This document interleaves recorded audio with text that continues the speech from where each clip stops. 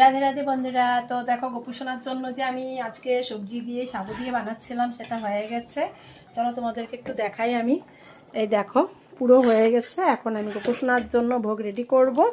তো একটু ঘিও দিতে হবে। তো আমি আগে একটা থালার মধ্যে গোপুসোনার ভোগের থালার মধ্যে একটু নিয়ে নিচ্ছি।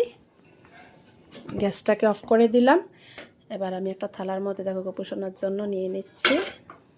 এটা হচ্ছে অপূর্ব আজকের এত সুন্দর অপূর্ব দৃশ্য তোমরা দেখতে পাচ্ছ। এত সুন্দর ভোগ দর্শন তোমরা কখনো দেখেছো কিনা জানি না, কিন্তু আজকে আমার গোপুসোনার জন্য আমি দ্বাদশী মানে একাদশীতে কী দিই তোমাদেরকে আজকে পুরো দর্শন করালাম।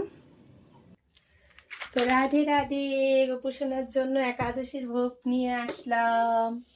এখন আমি ভোগ নিবেদন করেছি আমার গপুকে। তো এর মধ্যে একটা তুলসী পাতা দিয়ে দিচ্ছি। তাই যখন আমি দিয়ে দিলাম তুলসী পাতা দেবো।